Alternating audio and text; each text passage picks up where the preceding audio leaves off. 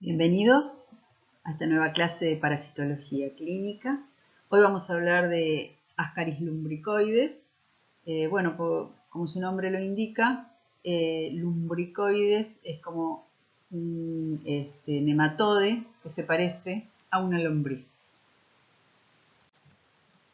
Bueno, en cuanto a la taxonomía, todavía seguimos dentro del filum Nematode. La clase Cercenentea y el orden ahora es Ascarididae. Este orden se caracteriza por los integrantes presentan labios en la boca, 3 labios orales. Algunos también presentan aletas, lo vamos a ver eso en Toxocara, y son bastante grandes, tienen un tamaño corporal relativamente grande. La familia Ascarididae incluye parásitos intestinales de vertebrados. El género es Ascaris. La especie es Ascaris lumbricoides.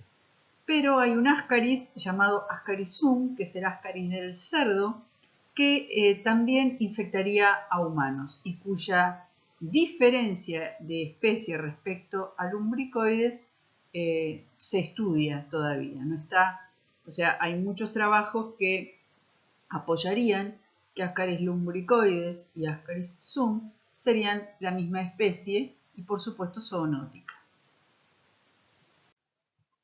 Vemos aquí algunas de las características más importantes de la ascaridiosis, que ahí dice que es la helminthiasis intestinal más frecuente en el mundo. Recordemos que forma parte Ascaris de lo que llamamos helmintos transmitidos por el suelo. Vamos a volver a este punto un poquito más avanzada la clase. Va a predominar en condiciones que favorecen su desarrollo, es decir, tiene que haber materia fecal en el suelo y climas cálidos y templados. En realidad no es un parásito que genera cuadros muy graves, excepto cuando ocurre obstrucción intestinal o el daño que produce cuando estos nematodes, que son grandes, empiezan a migrar por el intestino u otras partes del organismo. Por supuesto, si en las infecciones crónicas aportan a la desnutrición y el retraso en el crecimiento, porque son nematodes grandes que producen una depleción de nutrientes importantes en el hospedador. Otro punto que se destaca acá es algo que ya les adelanté, que SUM sería una causa común de infección en humanos. Y en los adultos no presentan, los adultos de los Ascaris obtenidos de seres humanos o obtenidos del cerdo, no presentan diferencias morfológicas detectables en el microscopio óptico. Sí hay algunas diferencias en el microscopio electrónico, pero tampoco se han encontrado grandes diferencias genéticas, ¿sí? Podrían ser la misma especie, Lumbricoides y sum, pero hasta tanto eso se resuelva, vamos a seguir informando Ascaris lumbricoides, teniendo presente que, por supuesto, el contacto con cerdos, si esos cerdos tienen Ascaris sum, pensar que, lo que estamos mirando podría ser un Ascaris de transmisión zoonótica.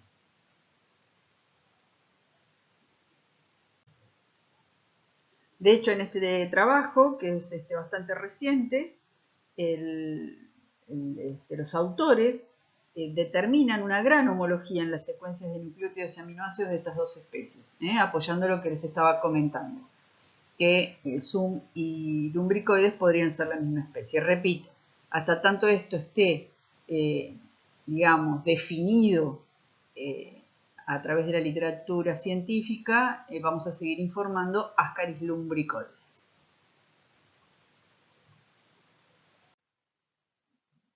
La morfología de Ascaris lumbricoides, ya habíamos dicho que eran nematodes grandes. La hembra es más grande que el macho. Fíjense que más o menos rankea entre los 20 y 30 centímetros la hembra y el macho un poco menos. Son muy musculosos. Ellos utilizan esa musculatura para poder moverse en el intestino porque no se agarran, sino que están sueltos en el lumen intestinal y por lo tanto deben estar siempre luchando contra el peristaltismo para no ser eliminados. La hembra tiene un aparato reproductor que se abre como siempre en una vulva, que en este caso es ventral y que tiene un ano independiente. Y vamos a reconocer macho de hembra porque, macroscópicamente me refiero, porque el macho presenta el extremo posterior enroscado. ¿Ven acá? El extremo posterior como formando una pequeña C, plegado sobre sí mismo. Y bueno, además tiene unas espículas que utilizan la cópula, pero eso no se ve macroscópicamente. Sí, esa disposición del extremo posterior. Así que ahí podemos hacer dimorfismo sexual. Aclaro, porque la hembra no termina así curvada, sino que termina en una forma recta. Aquí podemos ver a un ejemplar de Ascaris, de lumbricoides. Ustedes me dirán si correspondería a un macho o a una hembra. En la mano puede ser un bioquímico, puede ser un médico. Y bueno, un poco esto representa también el tamaño relativo, ¿no? Para darnos idea de qué tipo de parásitos estamos hablando. En esta clase en particular vamos a ver algunas imágenes que no son agradables, que pueden afectar un poco la sensibilidad, pero bueno, nosotros somos trabajadores, estamos relacionados con la salud y hay algunas cosas que debemos ver y debemos tolerar. Siguiendo con la morfología, bueno, aquí hay unos esquemas. Estos parásitos tienen en el extremo anterior, ¿sí?, una boca con labios, que eso lo dijimos cuando hablamos de la taxonomía. Y ahora les voy a mostrar algunas fotografías electrónicas de cómo eso se dispone. Y bueno, esta figura acá les muestra la estructura interna de un Ascaris, que bueno, eso lo van a estudiar, pueden ver los esquemas. El tegumento es un tegumento estriado, cuando uno lo ve parece realmente un tegumento grueso y tiene una cutícula y una epicutícula. Y como dijimos, es altamente musculoso y muy fuerte. Esa boca que tiene 3 labios, los labios están finamente dentados. Ahora les voy a mostrar unas fotografías electrónicas donde eso se ve mejor. Cuando ustedes reciben un Ascaris, que eso puede suceder porque el paciente a veces se eliminan espontáneamente, o bien después de un tratamiento, cuando ven un Ascaris adulto, uno puede mirar a la lupa y distinguir este extremo anterior con estos 3 labios que les estoy mostrando. Esto es una fotografía electrónica de ese extremo anterior, donde se ven los 3 labios, uno superior y aquí 2 laterales.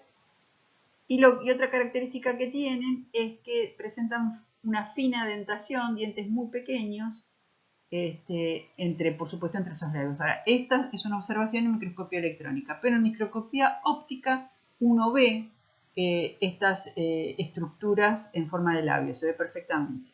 No vamos a distinguir la dentición, pero sí vamos a ver los labios. Y esta es los labios, la boca de Ascaris zoom.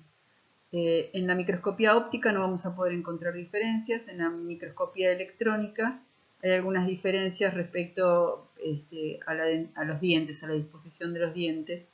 Pero bueno, cuando nosotros lo veamos al ejemplar al microscopio óptico, no vamos a encontrar, no vamos a ser capaces de distinguir esas pequeñas diferencias.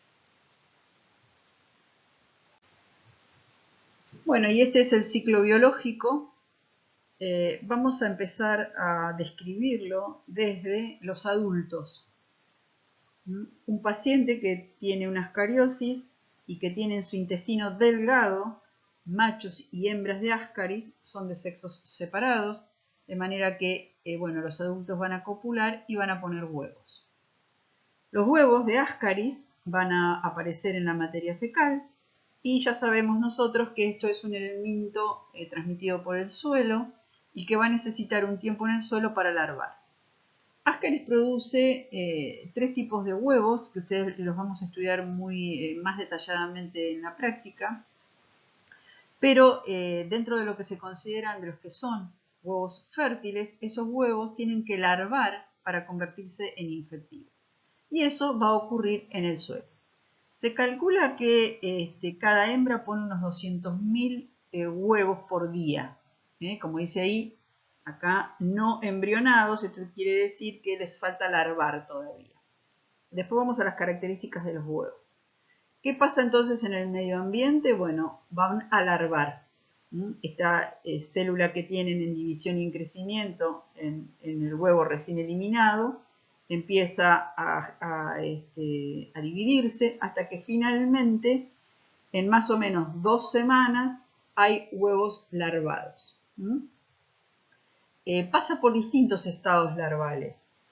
Va a pasar por una larva, se va a formar primero una larva 1, que va a mudar a una larva 2 dentro del huevo, y finalmente va a mudar a una larva 3.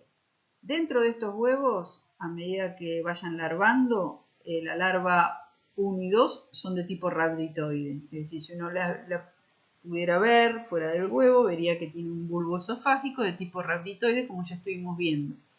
La larva 3, aquí tenemos un huevo ya con larva 3, ya larvado a larva 3. Bueno, esa larva es una larva de tipo filariforme y ese es el huevo que puede reiniciar el ciclo. De manera que los huevos con larva 3 son los infectantes. Perdón. Entonces, si un paciente ingiere estos huevos con esa larva 3, ya sea por el contacto con el suelo, directamente con la tierra, o bien porque está comiendo un alimento que está contaminado con estos huevos, lo que va a suceder es que en el estómago se va a liberar esta larva que ustedes ven acá enroscadita. En el estómago se empieza a liberar, se empieza a romper esa cáscara de huevo, termina eliminándose definitivamente en el duodeno. Y esta larva lo que va a hacer es lo que es muy parecido a lo que hemos visto con otros nematodes recientemente estudiados. Lo que hace esta larva es atravesar la membrana intestinal, ganar la circulación y hacer el ciclo de Loos. O sea, lo que va a hacer es corazón derecho, la arteria pulmonar, meterse en los pulmones, estamos haciendo este circuito acá, en los pulmones. En los pulmones sigue madurando, pasa a larva 4, que muda a larva 5, ¿sí? La larva, en realidad esa larva 4 pasaría a larva 4 en los capilares pulmonares y a larva 5 en los alvéolos pulmonares. ¿Qué pasaba después en el ciclo de Loos? Bueno, las larvas ascendían por la tráquea y terminábamos deglutiéndolo y aparecían en el intestino, acá aparecen en el intestino donde terminan de madurar, logran el estado de adultos, machos y hembras, copulan, ponen huevos y se cierra el ciclo. Nuevamente, les repito, saber que el huevo tiene que estar larvado y ser una larva 3 infectiva es importante. Porque, por ejemplo, aquí no sería posible el circuito ano-mano-boca, ¿verdad? Necesitamos que haya una maduración en el medio ambiente. Puede ser el suelo, puede ser otro sustrato, pero digamos que el huevo que sale con la materia fecal de un paciente que tiene Ascaris no es inmediatamente infectivo. Eso es un dato importante. Y luego, conocer que las larvas deben ir mudando y deben madurar hasta llegar a adultos. Si no recuerdan exactamente larva 4, larva 5, que de hecho esta larva 5 fue postulada hace poco. En realidad antes se hablaba de una larva 4 en pulmón y casi todos los nematodes, como dijimos, pasan por 4 estados larvales. Pero lo importante es saber que deben madurar, que pasan por distintos estados larvales, conocer el circuito que hacen las larvas, es decir, saber que cuando uno ingiere ese huevo, esa larva que sale del huevo en el intestino debe ganar la circulación, debe hacer ciclo de Loos, tiene que seguir madurando, se va a deglutir, porque todo ese paso por los distintos sistemas del organismo van a generar también distintas patologías y van a hacer posible también que encontremos estos elementos en distintos especímenes. Por ejemplo, se han demostrado larvas de Ascaris en esputo. Y si no sabemos cómo es este ciclo, no vamos a entender por qué está sucediendo eso o por qué eso puede suceder. ¿Sí? Ascaris lumbricoides más o menos termina su ciclo biológico en 2 a 3 meses. Y bueno, y pone una buena cantidad de huevos, así que no es tan difícil encontrarlos en materia fecal.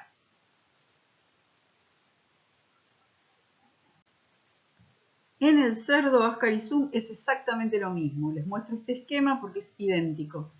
Una larva 3, o sea, un huevo larvado con larva 3, el cerdo se infecta, hace también ciclo de los y termina habiendo, después de madurar, adultos machos y hembras en intestino que copulan, la hembra pone huevos y esos huevos deben madurar en el ambiente para llegar a larva 3. Es exactamente igual.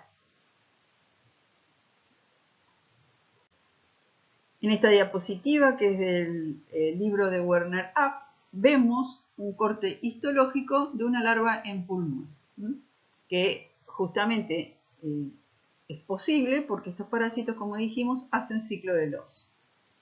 Puede pasar, es muy extraordinario, pero puede pasar que algunas de las larvas, cuando están haciendo el ciclo de los, en lugar de entrar al pulmón y madurar en pulmón, sigan por circulación y o sea, no se metan en el pulmón, sigan al corazón izquierdo y por la aorta se dirijan a cualquier parte de la economía y generen implantación de larvas en otros órganos, ¿sí? Cerebro, vaso, placenta. Está descrito, pero es muy, muy excepcional.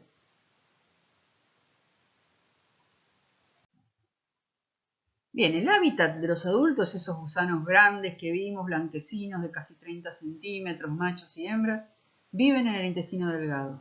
Y viven en el intestino delgado sin adherirse a la mucosa intestinal. Es decir, viven en el lumen, que ya lo dijimos también, que gracias a que tiene una potente musculatura, pueden soportar el impulso fisiológico de ser expulsados del intestino. Se calcula que tiene una longevidad de unos 2 años.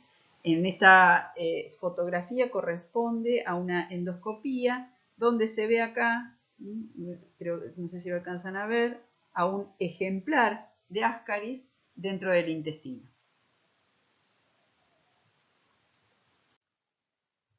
Bien, ¿cómo adquirimos ascariosis? Bueno, ya vimos el ciclo biológico. Tenemos que ingerir huevos embrionados con larvas 3. Eso puede pasar a partir de que estén en agua o alimentos contaminados, por comer tierra, geofagia, en algunos elementos, fomites de cualquier tipo. Y también se ha reportado la posibilidad de la inhalación. Los huevos de Ascaris son bastante resistentes a las condiciones ambientales adversas. Tienen estructuras, o sea, sus membranas le permiten resistir, incluso desecación, bajas temperaturas, pero se sabe que, por supuesto, como otros geohelmintos, el óptimo desarrollo ocurre en suelos cálidos. También, bueno, esto de que se pueden inhalar ha tenido también su asidero en el hecho de que han sido rescatados o han sido encontrados en moco nasal.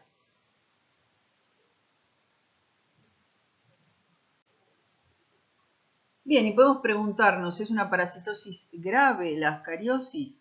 Bueno, en general no. En general o es asintomático, tiene algunos cuadros gastrointestinales vagos en el sentido de que no pueden ser asociados a esta parasitosis en particular. Algunos dolores, a veces sensación de ardor, a veces diarrea, a veces constipación. O sea, cuadros intestinales variables y dispersos. Ahora, puede acompañarse también de cuadros respiratorios, o sea, hay niños que tienen, por ejemplo, cuadros de tipo asmatiforme relacionados con Ascaris. Ya sabemos por qué, ¿no es cierto? Hacen un cuadro en pulmón. También puede pasar que el hospedador se sensibilice por sustancias producidas por los vermes. Esto de tipo alérgico, de producir rash cutáneo, bueno, y también las crisis asmáticas con componente alérgico. Ya sabemos también que el ciclo de los se puede acompañar del síndrome de Loeffler, que es esa neumonitis pulmonar. Puede ocurrir perforación de la pared intestinal, son grandes, musculosos, potentes, pueden lastimar por daño mecánico. Se considera que son erráticos o curiosos, andan por el intestino y cuando hacen eso puede ocurrir que se metan en el colédoco y produzcan un síndrome coledociano, lleguen incluso a la vesícula biliar, conducto de Wilson, apéndice, o sea que produzcan oclusión por meterse en orificios. La gran movilidad también, esa que tienen, da salida, o da la posibilidad de la salida espontánea. Muchas veces Ascaris es eliminado espontáneamente. Es decir, el paciente siente que algo le sale por la boca, hay eliminación de Ascaris por la nariz y por supuesto eliminación espontánea por ano. El riesgo es cuando la carga parasitaria es muy alta, porque entonces pueden formar ovillos y producir oclusión intestinal. Y cuando eso sucede, vamos a ver ahora después unas fotos, eso es muy grave porque terminan en el quirófano, en general son niños, en los que hay que, no se puede eliminar la oclusión por tratamiento y terminan en un quirófano con una cirugía gastrointestinal. Por supuesto también puede haber algunas infecciones bacterianas asociadas a esta movilidad que tienen los Ascaris. Como les digo, no es raro que se eliminen espontáneamente. Nosotros siempre contamos la anécdota de una persona que se acercó a la cátedra, que soñó que comía tallarines y bueno, que a la mañana siguiente tenía sobre su mesita de noche un ejemplar de Ascaris.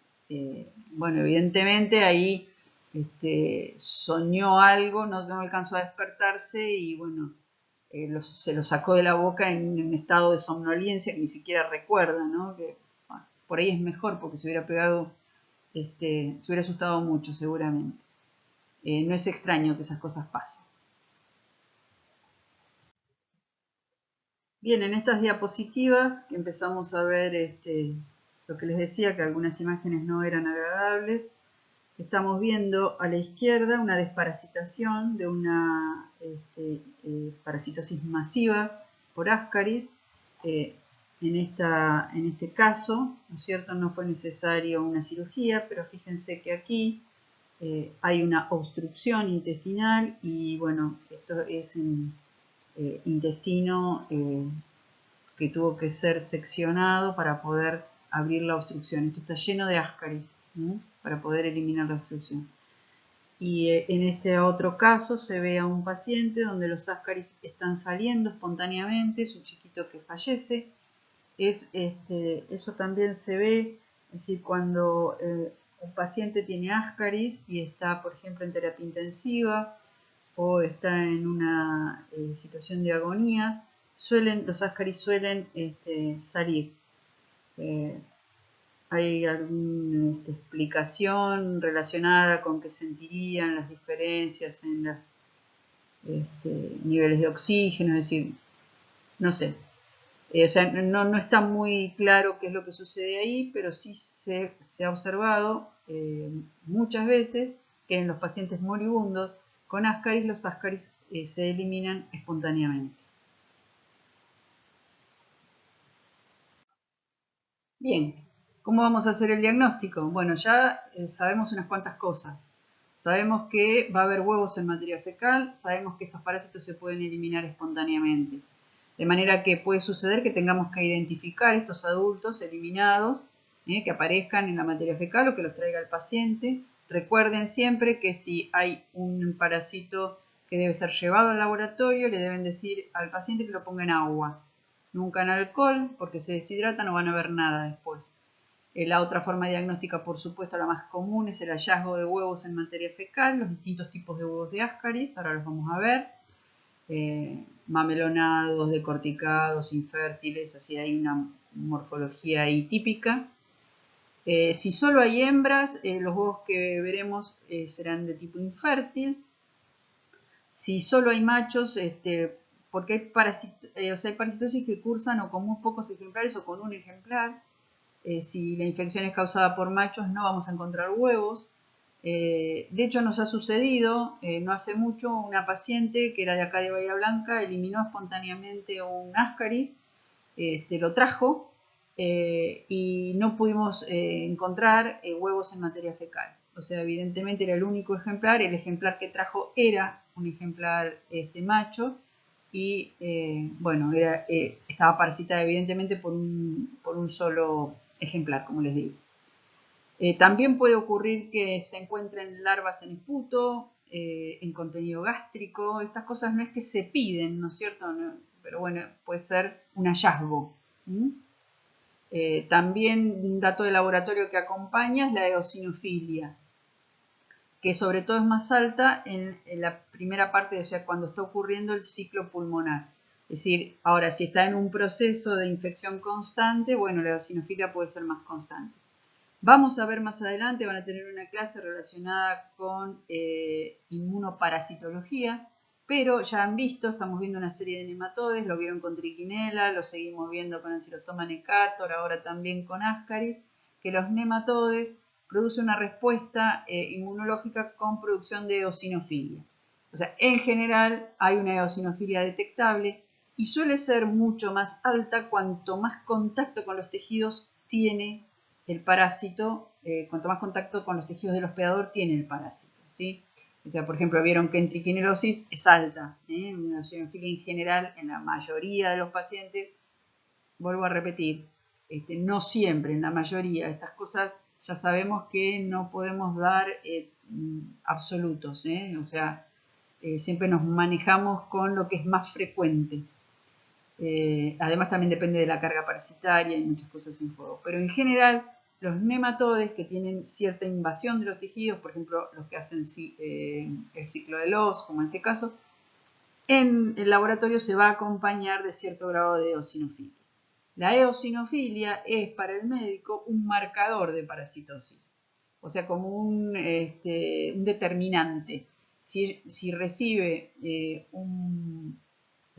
como es un resultado del laboratorio de un paciente que tiene una eosinofilia, va a pensar o que está en un proceso alérgico o que puede ser un parásito, ¿sí?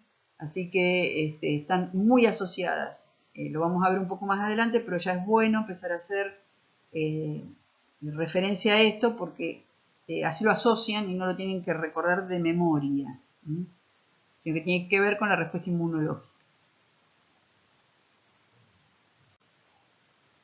Vemos aquí los distintos tipos de huevos. Los vamos a separar básicamente en fértiles, ¿no es cierto? En fértiles e infértiles. Los fértiles son un poco más chicos, los infértiles son un poco más grandes, o sea, el diámetro mayor es más grande y están como más elongados, ¿sí?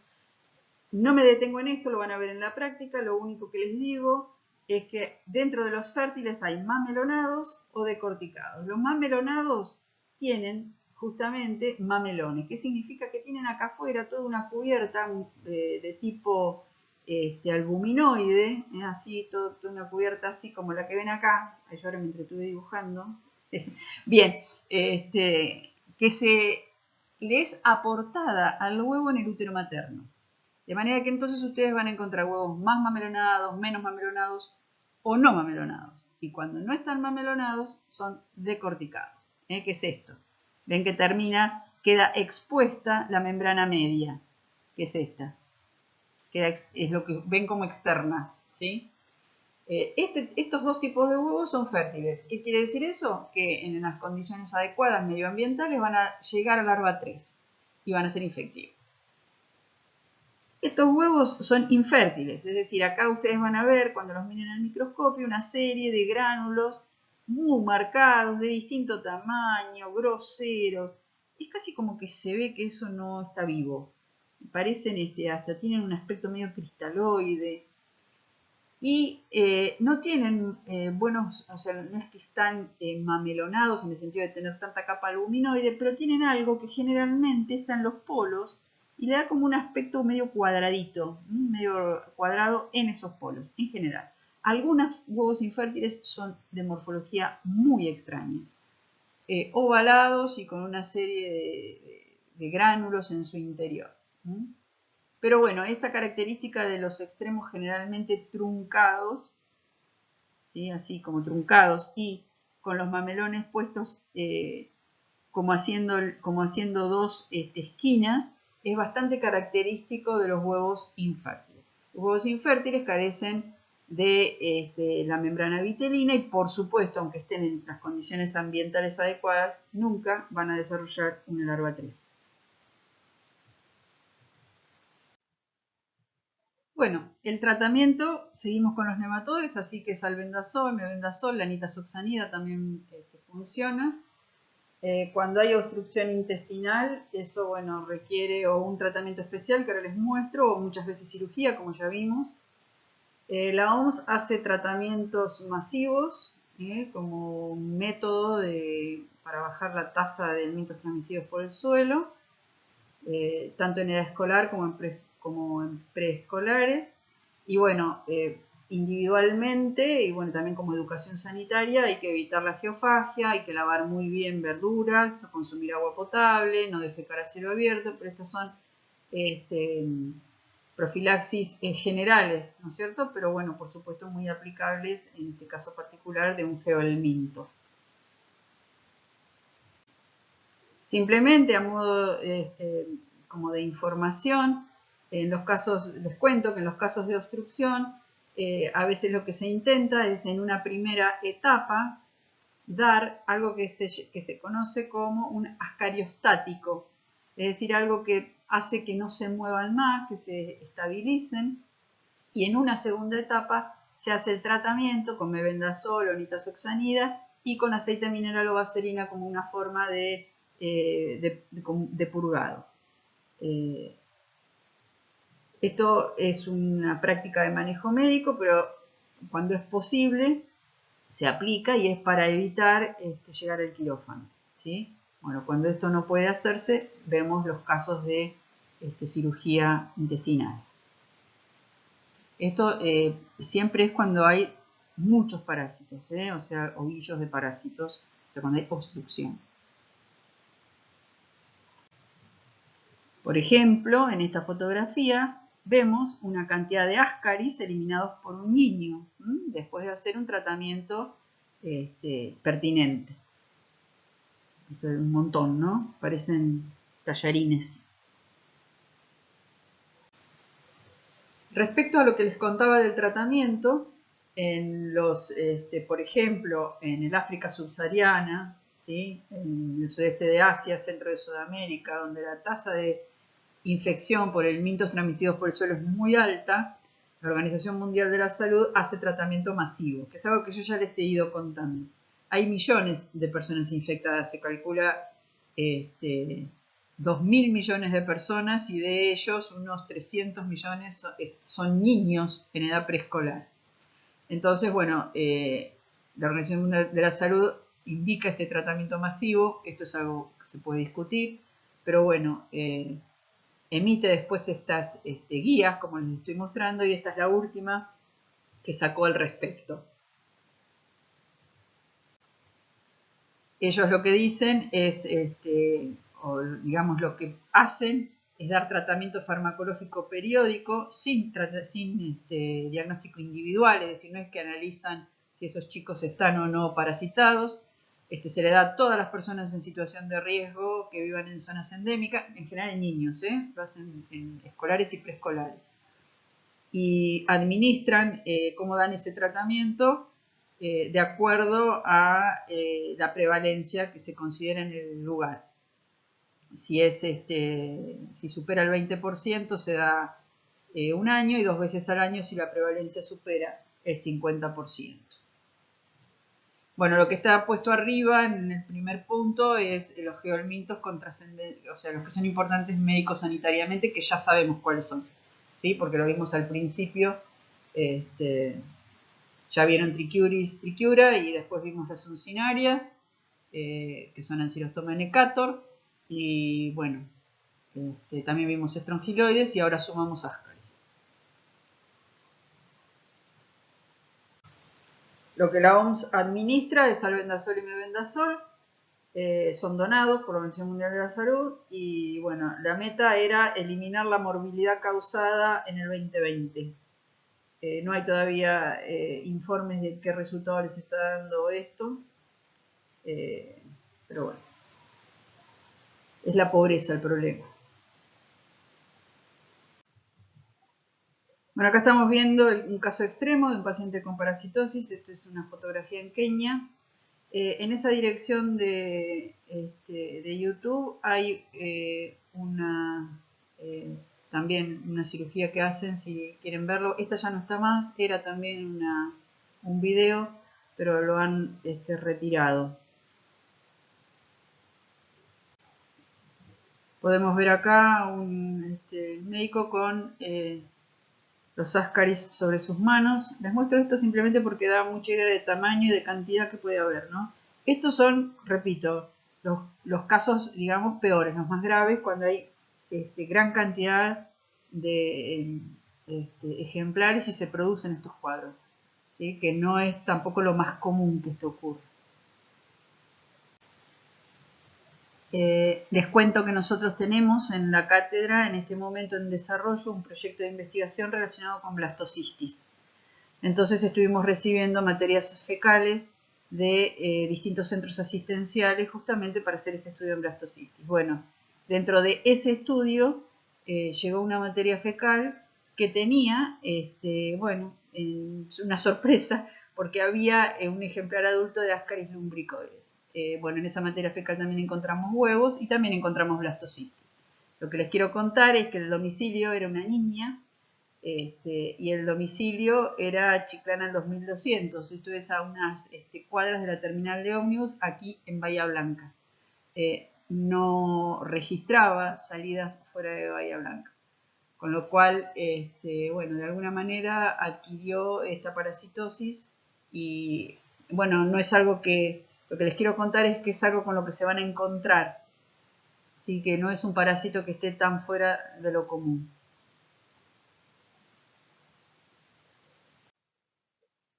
Este caso corresponde a un paciente internado en terapia intensiva que elimina espontáneamente un Ascaris lumbricoides por nariz.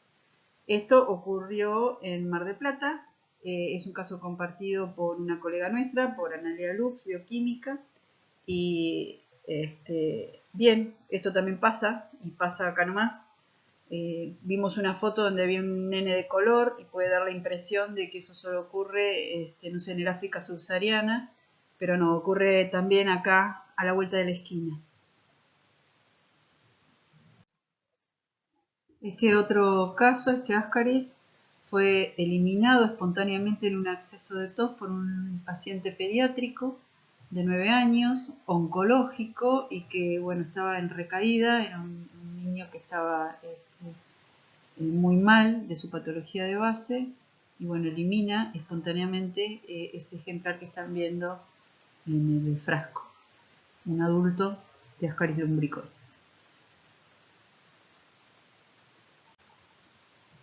Esta noticia, yo no sé si recuerdan ustedes, pero ya por el año 2017, un soldado norcoreano se escapa en la frontera con Corea del Sur y, bueno, le disparan, por supuesto, al desertor, pero es rescatado en Corea del Sur y lo operan. Y cuando lo operan, encuentran lo que dice esta noticia puesta de esa manera: el soldado norcoreano que desertó tiene parásitos enormes. Resulta que esos parásitos enormes eran Ascaris lumbricoides. Esta fotografía corresponde a los Ascaris que le sacaron. El hombre, el soldado norcoreano, había sido baleado en el abdomen, así que cuando quieren, van a suturar, a solucionar el problema con la herida de bala, se encuentran con esto. Bueno, acá vemos un ejemplar que podemos reconocer incluso, lo podemos reconocer, podemos hacer dimorfismo sexual, ¿verdad?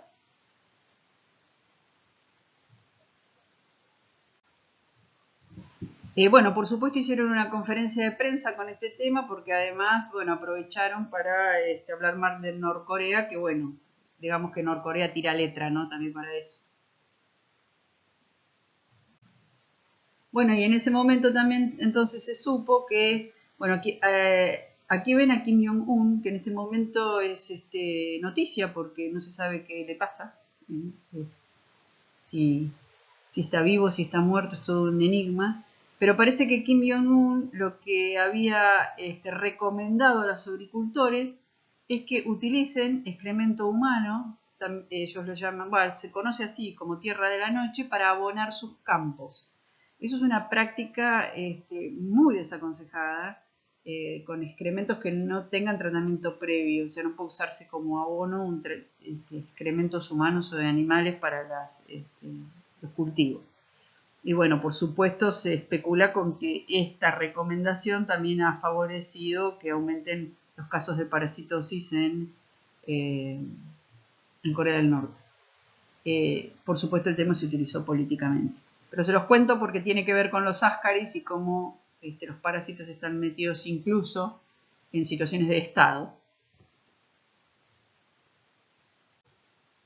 Bueno, y para despojarnos un poco de tantas imágenes feas, nos vamos con algo más bonito de Kandinsky. Bien, muchísimas gracias por la atención y nos vemos en la próxima clase.